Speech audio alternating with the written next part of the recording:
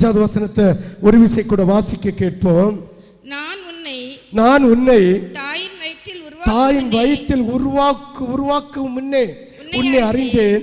நீ கற்பத்தில் இருந்து வெளிப்படும் முன்னே நான் உன்னை பரிசுத்தம் பண்ணி உன்னை ஜாதிகளுக்கு தீர்க்கதரிசியாக கட்டளையிட்டேன் என்று கர்த்தர் வாக்கு தருகிறார்.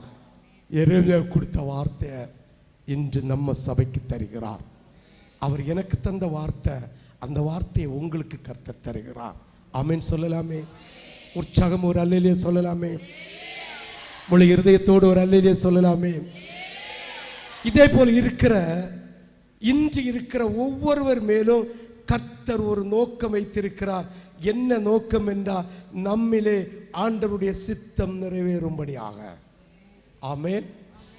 இதில் இருக்கிற ஒவ்வொரு பிள்ளைகள் மேலும் கர்த்தர் ஒரு நோக்கம் வைத்திருக்கிறார். இந்த எரேமியா மீது வைத்த நோக்கத்தை போல கர்த்தர் நம் மீதும் ஒரு நோக்கம் வைத்திருக்கிறார். அவருடைய சித்தம் நம்மேல நிறைவேறும்படியாக நோக்கம். இதை தட்டி கழிக்காமல் கர்த்தருக்கு முதல் இடத்தை கொடுத்து கர்த்தருக்கு முதன்மையான ஸ்தானத்தை கொடுத்தால் கர்த்தர் உன்னை கோழி தன் குஞ்சுகளை கூட்டி சேர்க்கிறது போல அவருடைய சேட்டைக்குள்ளே உன்னை சேர்த்து எந்த பருந்துக்கும் எந்த சித்திலுக்கும் எந்த காக்கைக்கும் கோழி குஞ்சை கோழி கொடுக்காதது போல ஒருவேளை கோழி கொடுத்தா கூட உன்னை அரவணைக்கிற தேவன் எந்த உபத்திரவத்திற்கும் ஒப்பு கொடுக்க மாட்டேன் என்று வாக்கு தருகிறார். ஹல்லேலூயா.